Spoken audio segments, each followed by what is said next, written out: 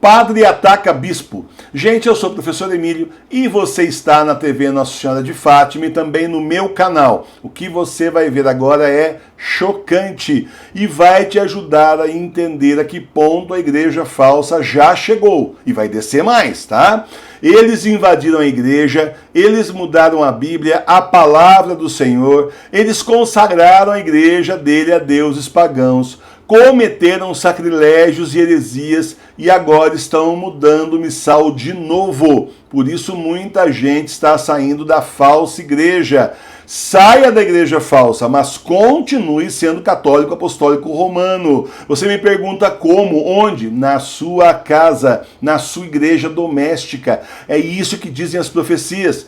A igreja vai continuar nas casas. Certo? O missal romano traz a liturgia do ano todo em latim e português para você rezar em casa. É importante também conhecer a doutrina da igreja para não ser levado para trás. Olha, a hora que você começar a estudar o catecismo romano do Concílio de Trento, você vai ver como os padres mentiram para você. Muitos, não vamos dizer todos, mas muitos. Você vai ver como muito padre falou um monte de besteira para você e você aprendeu, você engoliu, você achou que aquilo estava certo, o padre estava falando, você aceitou. Aí você vai entender quanta mentira a teologia da libertação já pregou como se fosse verdade. Olha, o Catecismo Romano explica em detalhes a nossa doutrina de um jeito fácil de você entender. Os livros estão com desconto na livraria do professor Emílio, mas só até o dia 6 de janeiro, com até 60% de desconto. Em todos os livros tem lá.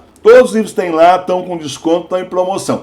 Vai lá na livraria do professor Emílio, vai montando aí a biblioteca da sua igreja doméstica, para você poder estudar, se formar, porque cá para nós, a gente conhece muito menos a igreja do que devia, tá? Então vai estudar esses documentos da igreja para você realmente entender a verdadeira igreja. Logo nós não teremos mais esses tesouros para comprar e nem teremos dinheiro para adquirir, porque vem aí o grande reset. Então vai acabar o dinheiro, quem não aceitar a chacina já era, quem não aceitar o chip não entrou no esquema, e aí é a hora do reinado pleno do anticristo e da gente continuar com a nossa fé, alimentando a nossa fé. Onde você vai correr? Na biblioteca da sua igreja doméstica. Os links dos livros estão aqui embaixo na descrição do vídeo. Padre ataca bispo. A que ponto nós chegamos? Como é que uma coisa dessas acontece e por que ela acontece? Antes de você criticar o padre ou o bispo, vamos entender a situação, tá certo? O sujeito chega e fala assim: o marido matou a esposa por causa de uma pasta de dente que a esposa apertou no meio. Nunca é por esses motivos banais que eles colocam. Tem uma história atrás, tá certo? Tem uma grande história atrás. Tem um monte de coisa acontecendo antes. Então vamos entender o antes para chegar no olho roxo por final, tá certo? Você vai ver agora a tragédia da falsa igreja, da igreja invadida. O padre Camilo Dibe deu um soco na cara do bispo Eduardo Talsig na Argentina, durante uma visita pastoral agora no dia 21 de dezembro. O padre Dibe é considerado um padre calmo, pacífico e altruísta. Então por que ele faria isso com o bispo? Tudo começou quando o bispo Talsig fechou o maior seminário da Argentina. Motivo: os padres se recusaram a distribuir a comunhão nas mãos. E eles estão certos. Porque para começo de conversa, além de todo o respeito que nós temos com o Senhor, além de toda a parte religiosa, olha, não vamos nem chegar aí, que é bem profundo, tem muito bispo que não entende. Então vamos ficar só na parte legal da igreja. Legalmente, você, fiel, tem o direito, de acordo com a lei da igreja, de escolher. Você quer receber a comunhão na mão ou na boca? Você escolhe. O bispo não pode interferir, o padre não pode interferir, o ministro da Eucaristia, lá extraordinário, não pode interferir. Tá certo? O ministro da comunhão não pode.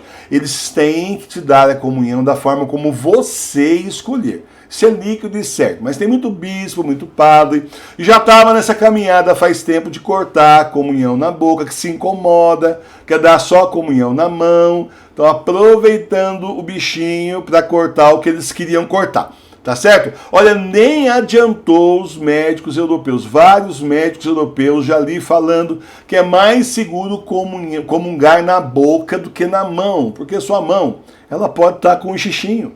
Você esterilizou lá com álcool, botou a mão ali, você pode ter pego. E aí então é muito mais seguro ser na boca que não tem contato, o padre já higienizou a mão antes de vir dar a comunhão, do que você pegar com a sua mãozona e colocar na boca. Tá certo?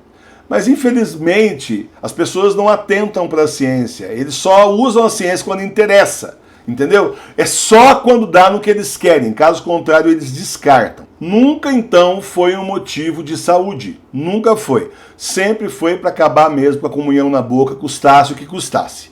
Quando a ordem do bispo Tausig chegou no maior seminário da Argentina, é claro que os padres não aceitaram, pois estão fazendo certo. E tem que agora atender uma ideia errada, uma ordem errada. Quando a ordem é errada e irregular, é contra a lei, você não é obrigado a aceitar. Você não tem que seguir, tá certo? E os fiéis também não gostaram nada dessa brincadeira. E as missas continuaram, então, normalmente com a comunhão na boca.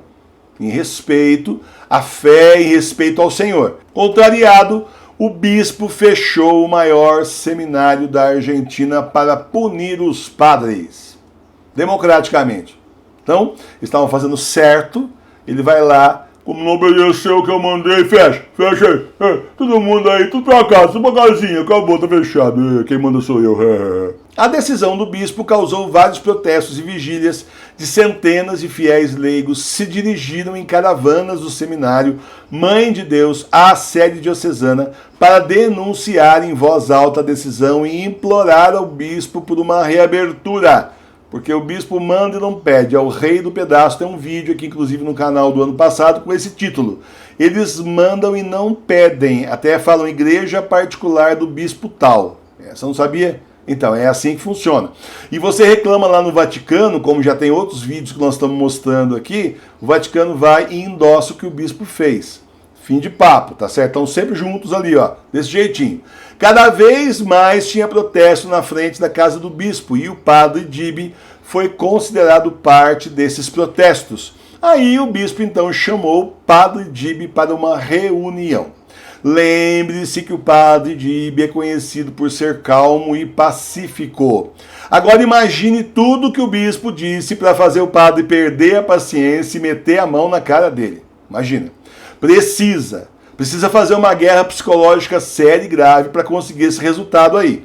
De acordo com um comunicado diocesano divulgado terça-feira, o padre Dibby perdeu o controle de si mesmo e de repente atacou o bispo com violência. Os presentes tentaram conter a fúria do padre, que apesar de tudo tentou mais uma vez atacar o bispo, que estava protegido por um dos presentes. Depois disso, outros presentes na reunião mantiveram o padre Dibby longe do bispo. E o bispo continua então falando o que ele queria falar e fim de papo, com o pessoal segurando lá o padre e outros fazendo ali aquela barreira para proteger o bispo. Tá certo? Será que o bispo se arrependeu? Depois disso, de ver o ponto que pôde levar, a gente está levando os fiéis ao desespero. Está levando os padres ao desespero. Está levando um bom padre pacífico a dar um soco na cara dele. Será que isso faz o cara deitar na cama e pensar? Você acha? Não. Ele simplesmente suspendeu o padre Dibby e o padre será processado segundo as leis da igreja. Porque uma pessoa que agride o bispo está simplesmente desligado da igreja. Né? E um bispo que faz tudo errado e vai contra a lei da igreja, acontece o que com ele? Nada. Continua sendo bispo, tá bom? Não devia ser o bispo que devia ser processado por acabar com a comunhão na boca e ainda mais acabar com o maior seminário da Argentina, causando revolta aos fiéis e aos padres. Não devia ser ele. Pois é, suspender o padre Dib não vai fazer o bispo ser mais popular. Enquanto o bispo celebrava a missa no dia 21 de novembro, um grupo de manifestantes foi lá, interrompeu a liturgia. A mídia local informou que alguém rasgou os pneus do carro dele enquanto ele tentava se dirigir a católicos ansiosos. Imagina um cara desse conversando com católicos ansiosos. Você acha que ele foi legal? Meus irmãos, meus filhos amados e queridos, deixe-me falar em nome da igreja. Você acha que foi assim? Pois é, enquanto esperava por outro veículo, o bispo confrontou os manifestantes, enfrentou os manifestantes. Então, durante o protesto, leigos foram vistos segurando cartazes que diziam: bispo traidor, lobo em pele de cordeiro, somos órfãos sem pastor, não feche o seminário e exigimos um visitante apostólico. O visitante apostólico é mandado pelo Vaticano para ver o que está acontecendo e sanar, resolver os problemas antes que fique pior. Bom, já ficou pior, né? Pode ser pior, mas já está péssimo. Detalhe, o bispo disse a todos que ele tem autorização sim do Vaticano para fechar o maior seminário da Argentina. Para assim impedir a comunhão na boca, hoje nós sabemos que ele também tem essa autorização, porque um leigo lá nos Estados Unidos, já fez um outro vídeo sobre isso, ele entrou com um processo no Vaticano contra o bispo da diocese dele, justamente por causa disso, e lá a turminha do cardeal Sará disse que tudo bem, baseando-se no cardeal Sará, que você tem que obedecer seu bispo, sim, o bispo pode suspender a comunhão na boca, sim, você tem que comungar na mão e fim de papo. Tá? É um escândalo que o Vaticano concorde em fechar um seminário que tinha 38 seminaristas. Os seminaristas foram mandados para casa para buscarem outros seminários. Até imagina a cena, né? Seu padre, tudo bem com o senhor? Eu vim aqui no seminário porque eu queria ser seminarista. Meu filho, e qual a sua história? De onde você vem? Seminarista em São Rafael. Sai! Provavelmente, né? É o que eu tenho dito. Quem for fiel à fé será posto para fora da igreja falsa. Ou entra no esquema falso ou cai fora. Eu mesmo tenho um amigo que era seminarista. Tinha, sim, uma fé enorme, uma vocação imensa. Aprontaram tanto com ele que ele saiu da igreja. Para você ter uma ideia de tudo que fizeram com ele. A ponto de, assim, abalar fortemente a fé dele. Uma vez que conversei com ele, estava pedindo oração para ele retomar a vida dele de fé, porque até isso foi abalado. Conseguiram. Olha o tanto que esse cara viu lá, e ele não conta. Mas a gente não precisa ser muito esperto para poder entender o que está acontecendo lá, né? É melhor fazer parte do pequeno rebanho do Senhor, da verdadeira igreja de 2000 anos, sendo fiel ao Papa Bento XVI, mesmo que seja para rezar em casa. É melhor do que participar da falsa igreja consagrada a deuses pagãos, que persegue seminaristas e padres realmente sérios e que quer mais é que todo mundo caia na gandaia, na missinha da Pachamama, é ou não é? Gente, as profecias se cumprem e a verdadeira igreja vai voltar para as casas. A fé vai persistir na igreja doméstica até a volta do Senhor. Continue sendo igreja na sua casa, fiel a Jesus. Ele está voltando daqui a pouquinho, no final desses tempos do Apocalipse.